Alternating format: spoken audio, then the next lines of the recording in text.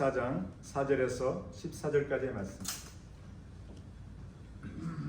찾으셨습니까? 함께 봉독하겠습니다. 마태복음 24장 4절에서 14절. 시작. 예수께서 대답하여 이르시되 너희가 사람의 미혹을 받지 않도록 주의하라. 많은 사람이 내 이름으로 와서 이르되 나는 그리스도라 하여 많은 사람을 미혹하리라. 난리와 난리 소문을 듣겠으나 너희는 삼가 두려워하지 말라. 이런 일이 있어야 하되 아직 끝은 아니니라. 민족이 민족을 나라가 나라를 대적하여 일어나겠고 곳곳에 기근과 지진이 있으리니 이 모든 것은 재난의 시작이니라. 그때에 사람들이 너희를 환난에 넘겨 주겠으며 너희를 죽이리니 너희가 내 이름 때문에 모든 민족에게 미움을 받으리라. 그때에 많은 사람이 실족하게 되어 서로 잡아주고 서로 미워하겠으며 거짓 선지자가 많이 일어나 많은 사람을 미혹하겠으며 불법이 성함으로 많은 사람의 사랑이 식어지리라. 그러나 끝까지 견디는 자는 구원을 얻으리라. 이 천국 복음이 모든 민족에게 증언되기 위하여 온 세상에 전파되리니 그제야 끝이 오리라. 아멘. 하나님의 말씀입니다. 잠시 기도하겠습니다.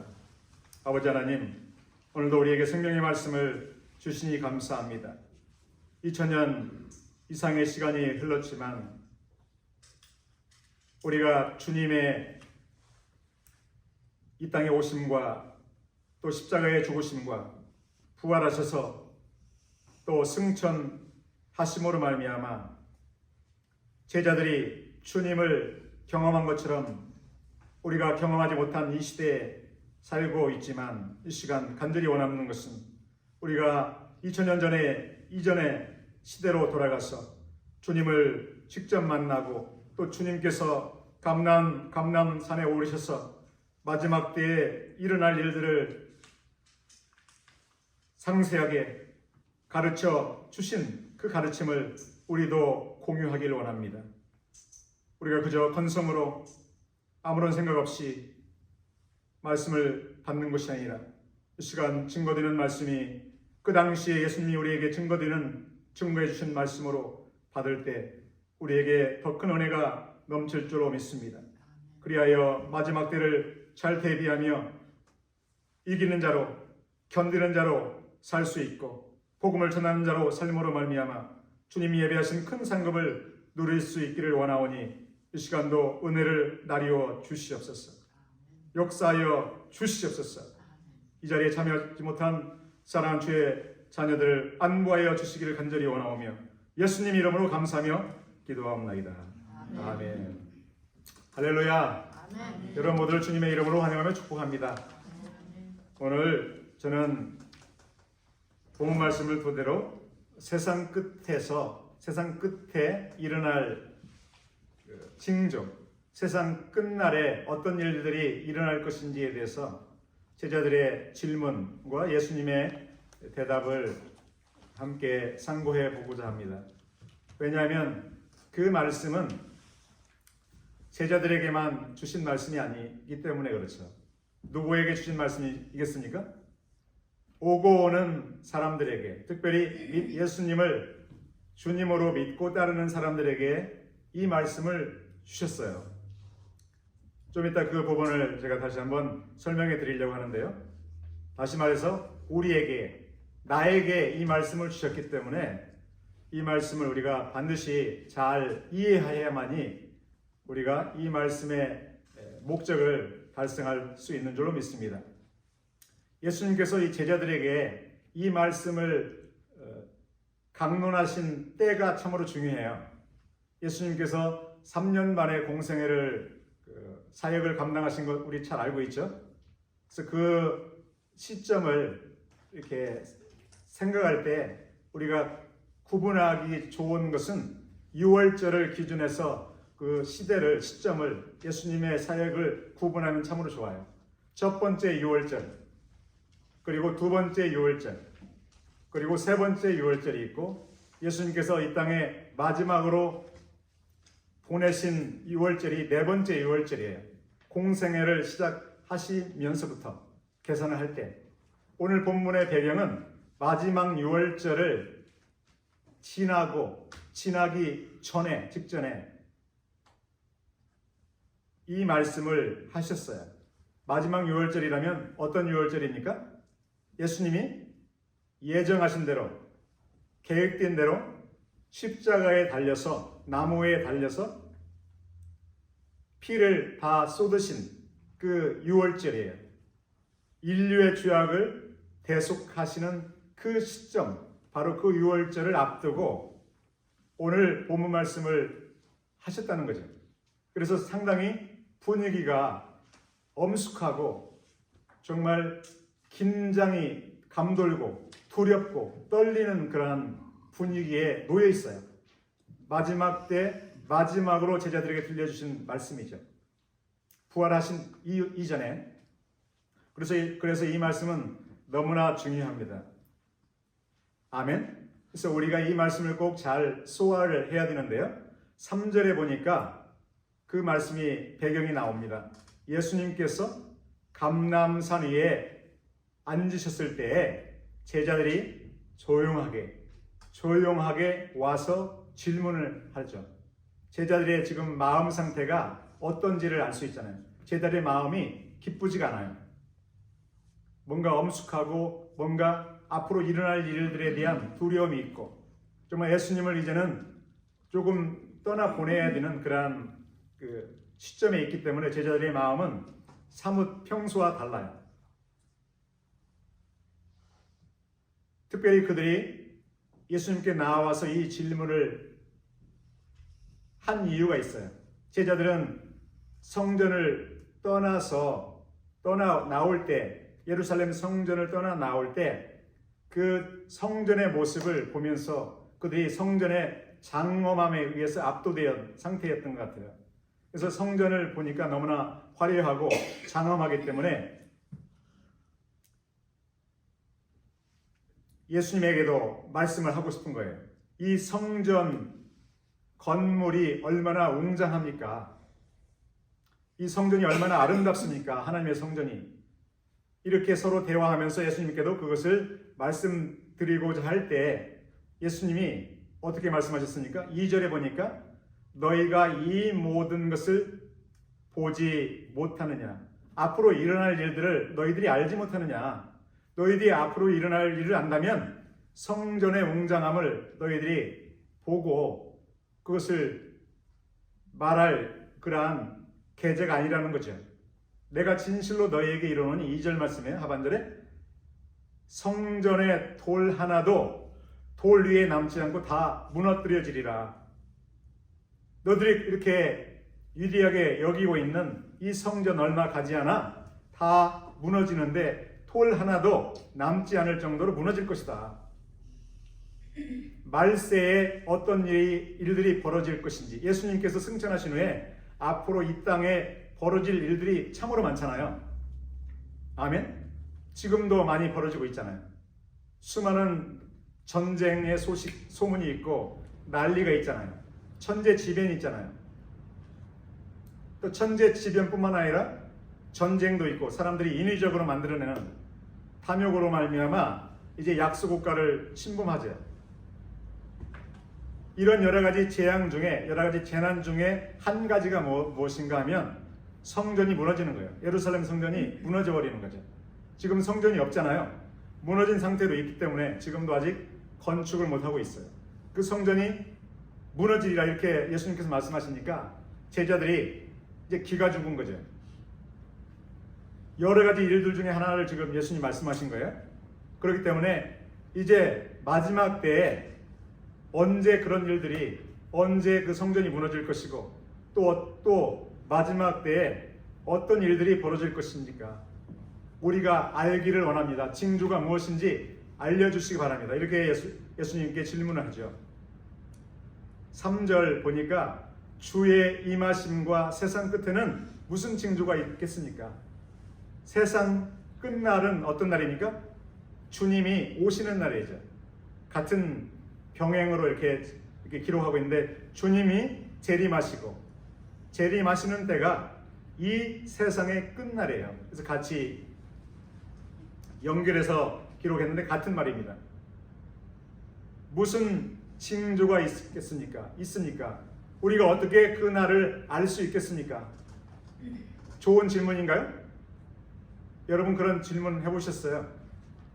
주님께, 주님, 제가 종말에 벌어질 일들을 좀 알기를 원합니다. 예수님은 우리가 종말에 벌어질 일들을 모르기를 원하실까요? 모르기를 원하지 않죠. 아주 잘 알기를 원하시죠. 가려진 것은 많이 있지만 거의다가 이제 그 계시를 이제 해주셨어요. 성경에 거의 모든 것들이 레벨레이션 계시를 선포하셨기 때문에 구약 성경과 신약 성경을 보면 종말에 어떤 일들이 벌어질 것인지 전부 계시가 이제 기록이 되어 있어요.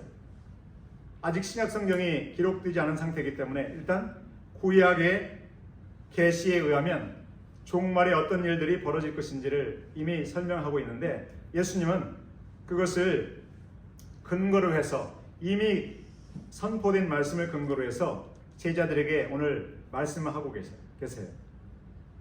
그래서 이 말씀을 하시는 것은 종말에 세상 끝날에 이뤄질 일들이 무엇인지를 말씀해 주시는 것은 속아 넘어가지 않도록, 모르는 상태에서 속아 넘어가지 않도록 하시기 위함이죠. 아멘. 4절 함께 다시 한번 읽어볼까요? 4절 시작. 예수께서 대답하여 이르시되 너희가 사람의 미혹을 받지 않도록 주의하라. 모르는 사람들은 미혹을 당하죠. 이 말을 직역하면 아무도 너희를 속이지 않도록 하라, 주의해라. 종말에 벌어질 일들을 가지고 이런 말 저런 말 해서 너희를 속여서 너희들로 하여금 믿음을 저버리도록 다른 사람을 그리스도로 믿고 따르는 일들이 벌어지지 않도록 조심하라. 아멘. 반드시 알아야 되죠. 제자들에게 예수님이 가르쳐 주신 것은 우리에게 가르쳐 주신 거예요. 너희가 라고 돼 있어요. 4절에 보니까 너희가 미혹을 받지 않도록, 아무도 너희를 속이지 않도록. 근데 이 뒷부분에 보게 되면 너희라고 말씀을 하고 있어요. 너희라고. 그런데 그 너희들은 제자들만이 아니에요. 우리 오고 오는 시대의 성도들, 예수님을 주님으로 믿고 따르는 사람들을 포함해서 말씀하고 있다는 것을 본문을 보게 되면 알아요.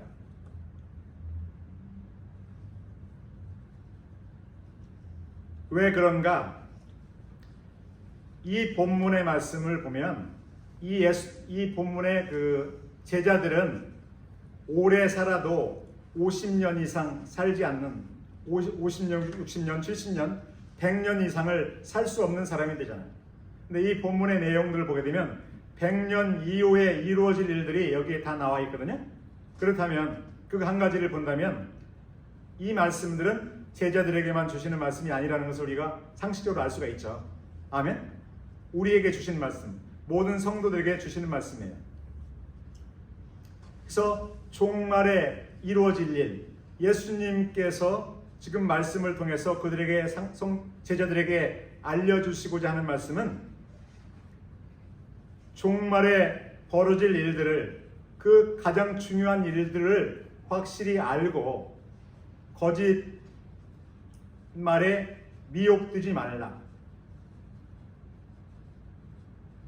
이런 말 저런 말 함으로 말미암아 너희들을 속이고자 하는 말에 현혹되지 말라. 이런 말씀을 이제 하고 계십니다.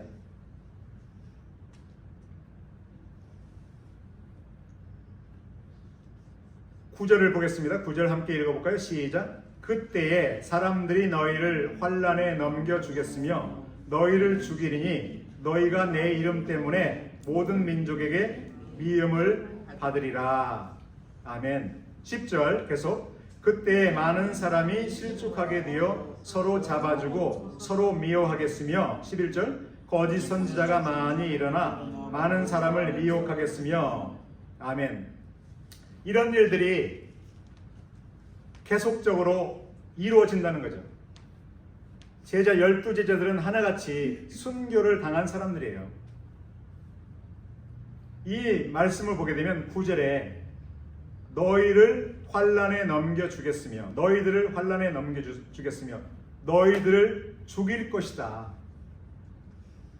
너희가 내 이름 때문에 미움을 받을 것이다. 핍박을 받을 것이다. 심지어 너희들을 죽일 것이다. 얼마나 두려운 말씀이에요. 왜 예수님은 사랑하는 제자들에게 이러한 말씀을 하고 계십니까? 실제 이런 일들이 벌어질 것이기 때문에, 앞으로 일어날 일들을 예수님은 꿰뚫고 계시기 때문에 제자들에게 이 말씀을 두려움을 가질 수밖에 없지만 하지 않을 수가 없었어요. 반드시 마지막 때에 일어날 일들을 가르쳐 주시기 위함이죠. 그렇기 때문에 끝까지 견뎌야만 한다. 13절에 끝까지 견디는 자는 구원을 얻으리라. 그러한 일들이 벌어질 때 믿음을 포기하거나 예수님을 배반하는 일이 있어서는 안 된다. 순교하기까지 너희들에게 맡겨주신 사명을 잘 감당해야 된다. 아멘. 어떻게 그러한 사명들을 순교를 당하기까지 그 사명들을 감당할 수 있겠습니까? 감당할 수 없죠, 인간적으로.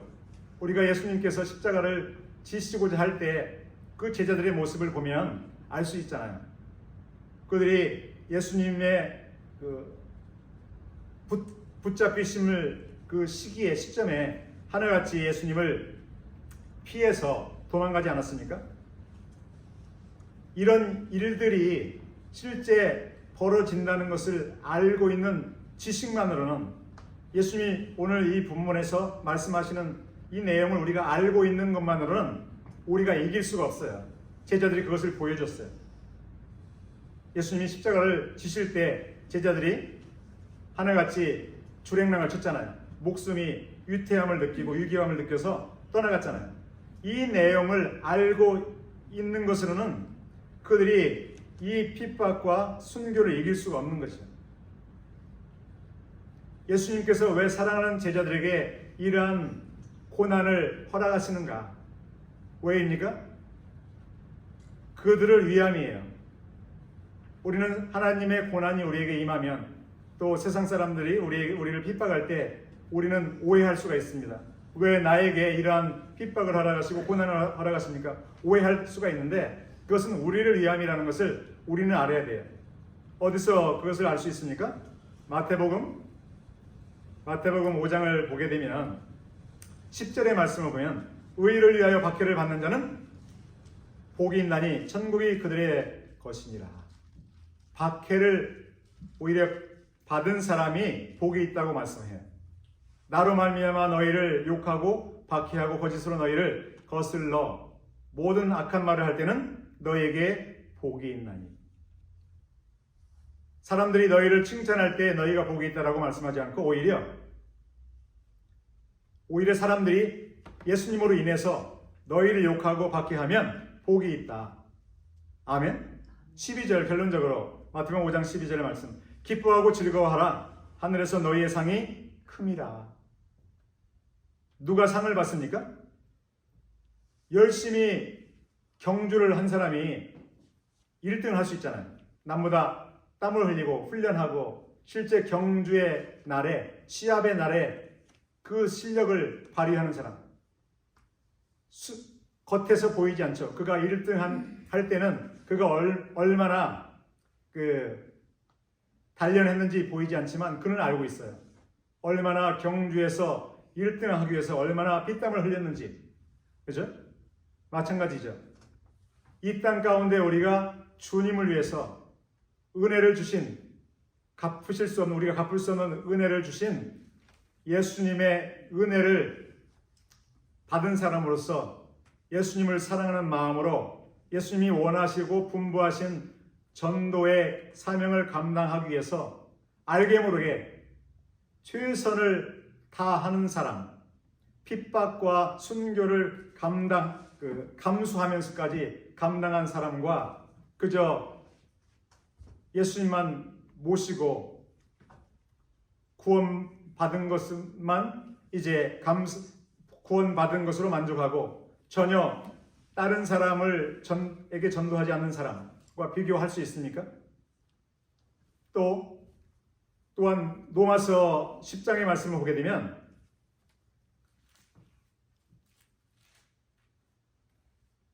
누구든지 주의 이름을 부르는 자는 구원을 얻으리라. 로마서 10장 13절의 말씀이거든요. 14절 그런즉 그들이 믿지 아니하는 일을 어찌 부르리요 듣지도 못한 일을 어찌 믿으리요 전파하는 자가 없이 어찌 들으리요.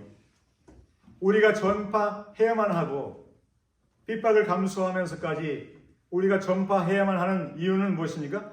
전파하는 자가 없이 그 복음을 들을 수가 없기 때문에 그렇죠. 복음을 듣지도 못한 일을 그 예수님을 어찌 믿으리요. 반드시 복음 전파가 이루어져야 되는데 누구에게 복음 전파를 분부하셨는가? 구원받은 모든 주의 백성들에게 복음 전파를 명령하신 줄로 믿습니다. 아멘. 누구에게 명령하셨다고요? 나에게예요. 함께 따라서 하시면 좋겠습니다. 나에게 이렇게 치면서 가슴을 이렇게 치면서 나에게 복음 전파를 사명을 주신 것은 나로 말미암아 복음을 듣고 영접하는 사람이 있도록 그리고 나에게 일하는 사람에게 주시는 그러한 삭스를 주시기 위해서 상급이라고 하죠. 상급을 주시기 위함이에요. 나를 위함이에요. 누구를 위함이라고요?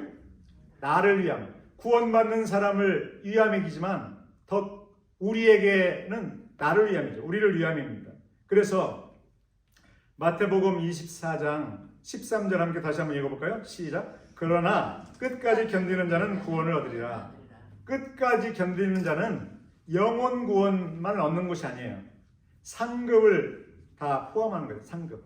구원이라는 말을 여러 가지로 해석할 수 있어요. 영혼 구원, 영의 구원, 또 혼의 구원, 육의 구원, 영혼력으로 되어 있기 때문에 그래서 결국은 하나님 나라에 들어가는 거지만 하나님 나라에 들어가서 상급이 다 다르잖아요. 해의 부활이 있고 달의 부활, 별의 부활 이렇게 나눠진 것처럼 상급이 달라요. 상급을 많이 받기를 주 예수님의 이름으로 여러분을 축복합니다. 상급을 소홀히 여기면 안 돼요. 그 상급은 영원한 거예요. 영원한 거. 이 땅 가운데서 우리가 어떤 삶을 살았느냐에 따라서 상급이 좌우가 돼요. 하나님은 계산이 명쾌하세요. 계산이 흐릿하지 않다고요.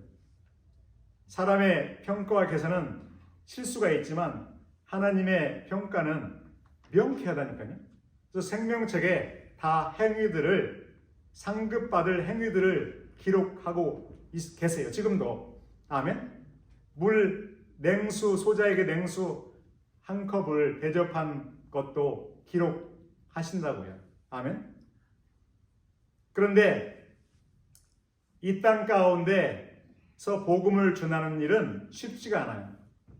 사단이 방관하지 않기 때문에 사단의 종로로 하는 사단이 그의 권세로 말미암아 불신자 가운데 역사하는 사탄이 악한 영들이 자기를 따르는 사람들을 놓아주지 않는 거예요.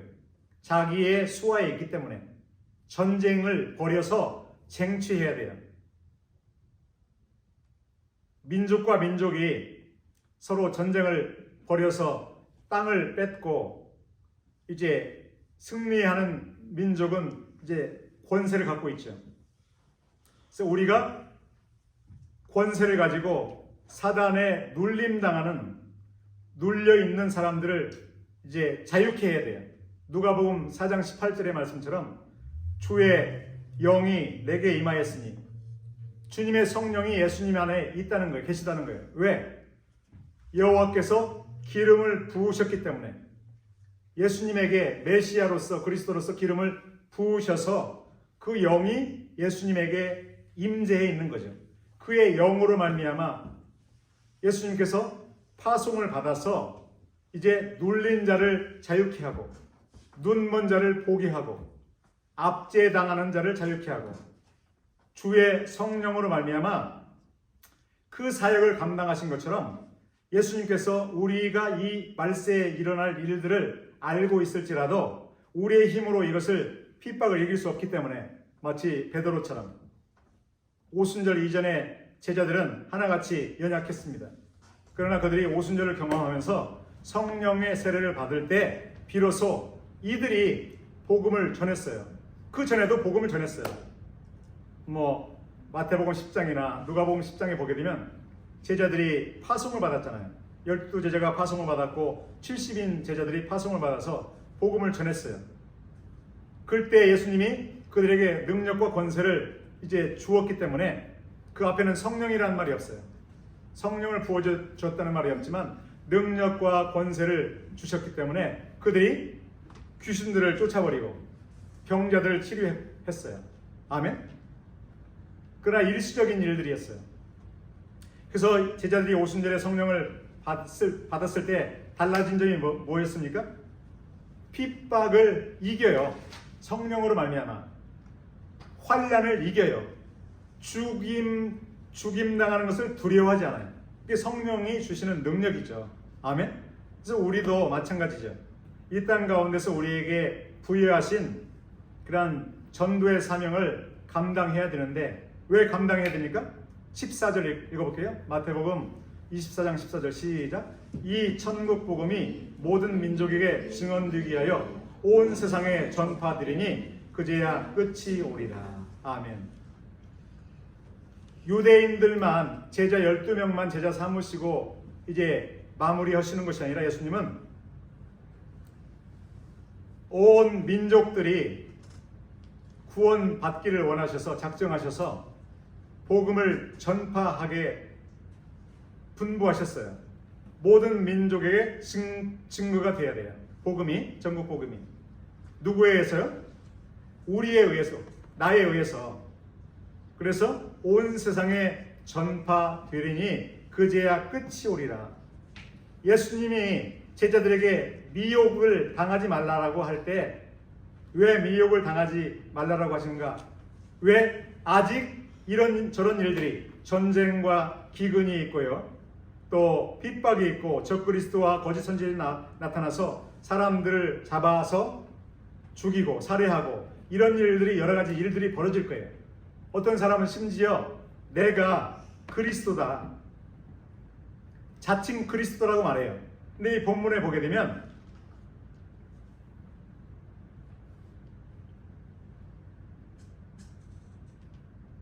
5절 읽어볼까요? 5절 시작. 많은 사람이 내 이름으로 와서 이르되 나는 그리스도라 하여 많은 사람을 미혹하리라. 나는 그리스도다. 예수님을 보지 않은 사람들은, 예수님을 경험하지 않는 사람들은 내가 그리스도다 하면 속아 넘어갈 수 있을까요? 가능성이 많죠. 그런데 여기 오늘 12제자와 그 제자들과 함께 예수님을 따랐던 사람들이 모여 있었는데 그 사람들에게 어떤 사람이 나타나요? 아주 잘생긴 유대인이 나타났어요. 내가 그리스도다 이렇게 말하면 그 사람들이 믿어줄까요? 믿어줄까요? 안 믿어줄까요? 믿어줄까요? 안 믿어주죠. 왜? 이제 12사람과 제자들은 예수님을 만져보기도 하고 3년 반 동안 경험했잖아요. 아멘? 아무리 비슷한 사람이 와서 내가 그리스도야 나를 믿어 라고 해도 이분들은 결코 안 믿어요. 결코 속아 넘어가지 않아요. 근데 이 본문을 보게 되면 미혹당하지 말라. 거짓 선지자와 거짓 그리스도가 와서 속이고 이렇게 나는 그리스도다 말할 건데 미혹당하지 말라. 이 내용을 보면 이 말씀은, 예수님의 말씀은 제자들에게만 하신 말씀이 아니라는 걸 확실히 알 수 있겠죠? 좀 전에 말씀드린 것처럼. 그래서 모르는 사람은 속아 넘어가기 쉬운데 정말 속아 넘어갈 수 없는 중요한 말씀이 하나 있는데 무엇입니까? 예수님이 언제 오시느냐예요. 예수님이 언제 오시는가 함께 따라서 하시면 좋겠습니다. 예수님이 언제 오십니까? 그 오시는 시점을 한 가지만 정확히 알아도 결코 거짓 그리스도에게, 거짓 선자에게 속아 넘어오지 않아요. 이단들에게 속아 넘어오지 않는다는 거죠. 그 말씀을 예수님이 명쾌하게 하셨는데 어디에서 명쾌하게 하셨는가? 30절이에요. 30절. 마태복음 24장 30절 함께 읽어볼까요? 시작. 그때에 인자의 징조가 하늘에서 보이겠고 그때에 땅의 모든 족속들이 통곡하며 그들이 인자가 구름을 타고 능력과 큰 영광으로 오는 것을 보리라. 사람들이 예수님이 오는 시점, 오는 모습을 본다고 했어요? 안 본다고 했어요? 볼 수 있다고 했어요? 볼 수 없다고 했어요? 볼 수 있어요. 어떤 사람이 유대 땅에 이스라엘에 와서 내가 그리스도야, 내가 너희들이 기다리는 그리스도야 라고 말해도 그 말이 거짓말인 것을 어떻게 아는가? 예수님이 안 오셨고 예수님이 오시는 시점은 정해져 있다니까요. 세상의 복음이 다 증거되고 또 7년 환란이 이 땅에 임할 때 29절 있잖아요. 29절. 그날 환란 후에 큰 환란이에요. 큰 환란. 마지막 환란. 제가 인쇄물을 나눠드렸죠. 과거에도 제가 나눠드린 것 같은데 환란이 이 땅에서 적그리스도에 의한 환란이 이루어지고 나서 또 재앙이 마지막 재앙이 부어지고 나서 그때 하늘에서 예수님이 오셔요. 그 이전에 오는 사람들은 다 뭐예요? 가짜예요. 가짜라고요. 간단해요. 예수님으로 진짜 예수님 재림하시는 예수님을 기다릴 때 그 시점을 보면 어느 시점에 오시는지를 알면 결코 666 그죠? 거짓말 치죠. 666으로 사기치고 또 14만 4천으로 사기치죠. 그런 말들은 전혀 거짓말들이에요. 전혀 거기에 농락당해서는 안 돼요.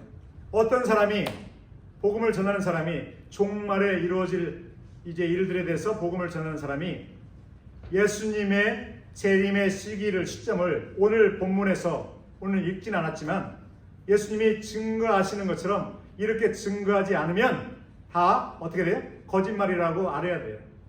아멘. 종말론 수없이 많은 종말론들이 있는데 가장 중요한 것은 뭐냐? 우리가 현혹되지 않고 미혹되지 않고 이 땅 가운데 우리가 승리하는 삶을 살기 위해서는 실족하지 않기 위해서는 끝까지 견디기 위해서는 가장 중요한 것이 무엇입니까? 예수님의 재림의 시점이에요. 아멘. 예수님의 재림의 시점에 이루어질 일들이 참으로 많아요. 이미 예루살렘 성전은 70년에 로마 군인들에 의해서 이제 다 회파가 됐죠.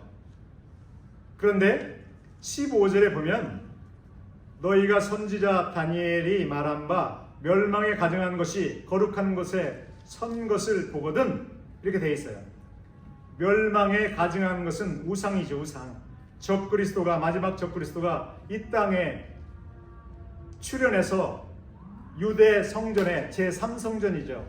환란 기간에 세워질 성전, 그 성전의 지성소에 그 적그리스도의 우상을 세우는 걸 말해요. 이 예언은 다니엘서에 정확히 예언이 되어 있어요. 다니엘서 11장에 31절에 예언이 되어 있어요. 그래서 예수님께서 종말에 이루어질 일들을 가르치실 때 인용한 성경은 어딘가? 다니엘서예요. 함께 따라서 하시면 좋겠습니다. 다니엘서를 잘 이해해야 돼요. 종말에 이루어질 일들, 종말론을 공부하기를 원하는 사람은 다니엘서를 잘 소화해야 돼요. 여기에 그래서 그 내용들이 이제 구절들이 좀 있거든요. 특별히 다니엘서 9장을 보게 되면 종말에 이루어질 일들을 이스라엘의 역사 가운데 이루어질 그 메시아의 초림과 재림과 이 모든 일들은 다니엘서 9장에 정확히 표시되어 있고 다니엘서 9장은 그 이전에 계시된 예언된 내용을 토대해서 종합적으로 말씀하고 있기 때문에 다니엘서를 정확히 이해해야 돼요. 그리고 이런 모든 환란들이 있고 마지막 적그리스도의 이제 핍박이 있고 그리고 나서 마지막 이 땅을 심판하시기 위해서 마지막으로 이렇게 대접 재앙을 부어 주실 거고 그 이후에 예수님이 오시는 거죠. 공중으로 오시고 또 지상으로 강림하시고 그렇기 때문에 이 시점에 지금 3.5년 7년 대환란 중에 3.5년이 지났고 지금 후 3년 반을 지나고 있습니다. 여러분들은 우리 교단에 들어오시기 바랍니다. 여러 가지 종말에 이루어질 일들을 그럴싸하게 이제 말을 한다 할지라도 결코 이단들의 이런 거짓 가르침에 속아 넘어가지 않을 수 있는 것은 우리가 이 예수님의 종말에 벌어질 일들에 대해서 특별히 예수님께서 재림하시는 시점을 명쾌하게 말씀하셨고 그 이전에 이루어질 일들 있죠. 첫째 이제 기근과 지진이 있고 또 환란이 있고 핍박이 있고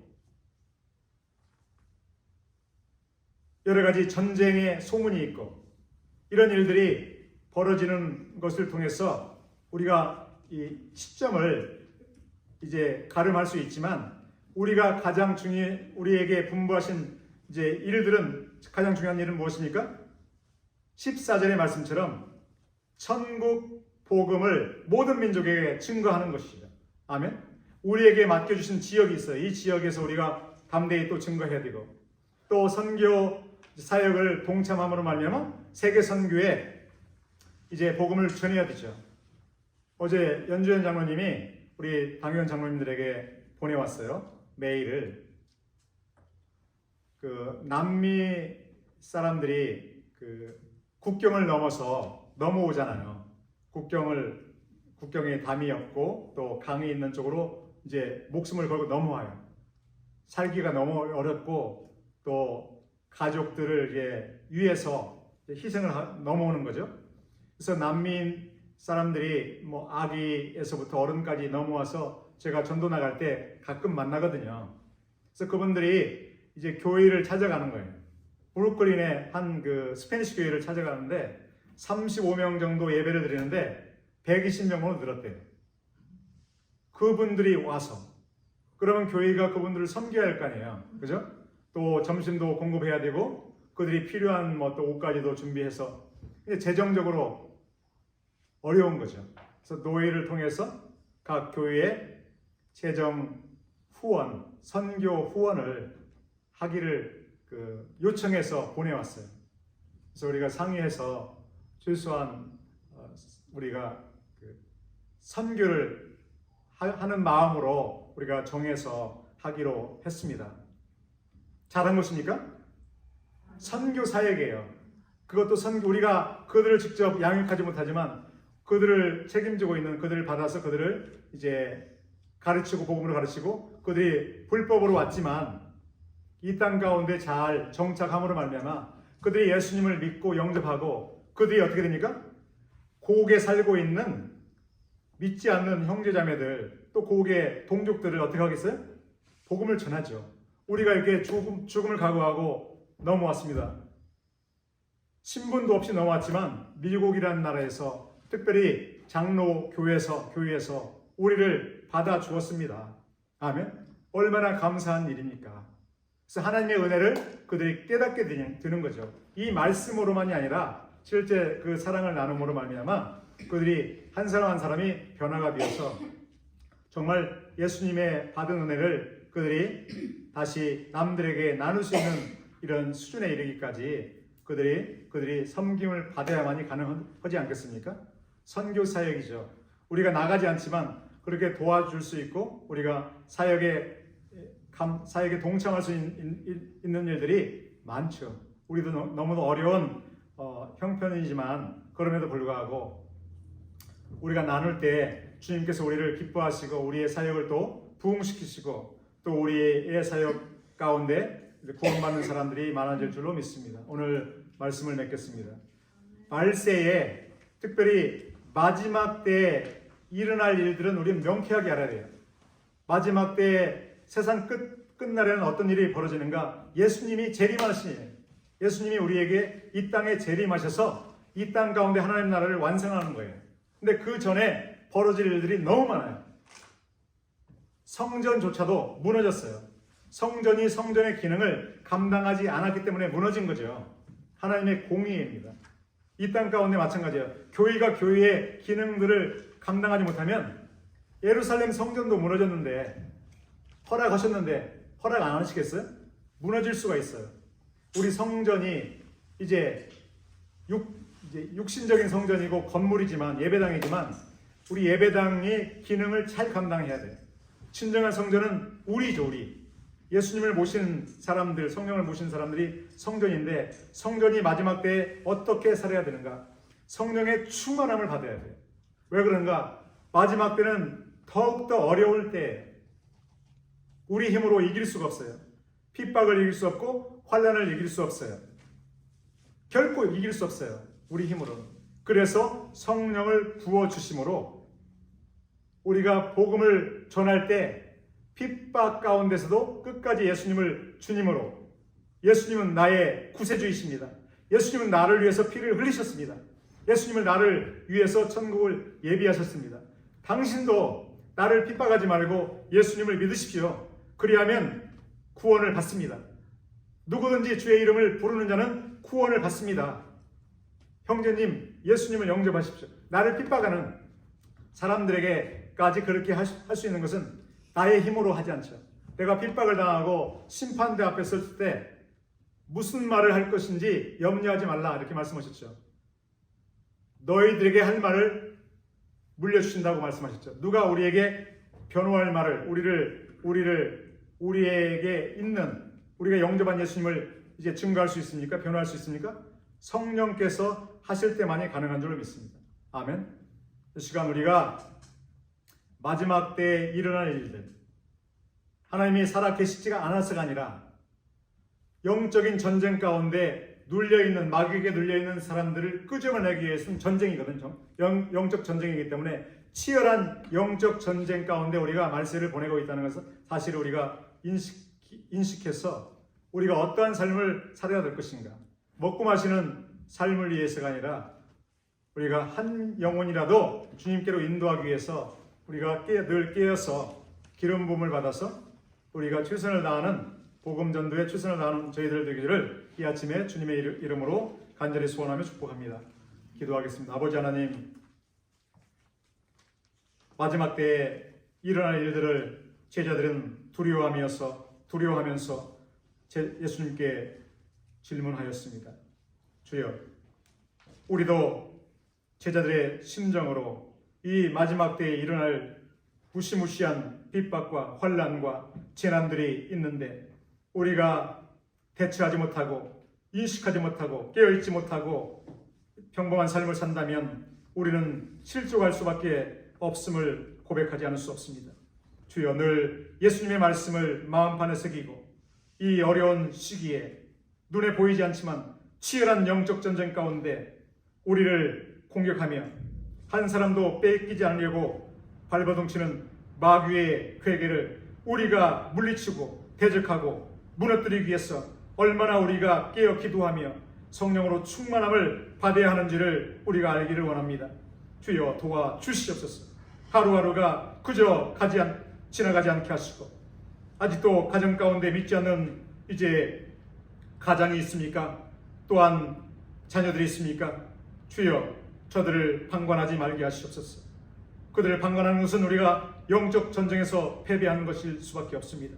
주여, 우리에게 분부하셨사오니 땅끝까지 이르러 복음을 증거하라고 말씀하셨는데 먼저는 예루살렘에서 유대, 사마리아와 땅끝까지 이르러 복음을 증거해야 되는 것처럼 먼저는 내 가정에서부터 우리 이웃에서부터 이 지역에서부터 복음을 담대히 전할 수 있도록 도와주시옵소서. 날마다 영적으로 이제 간절한 사모함으로 성령을 구하게 하시고 성령 충만함을 받아서 사명을 잘 감당하는 우리 모두가 될 수 있도록 역사하여 주시옵소서. 예수님 이름으로 감사하며 기도합나이다.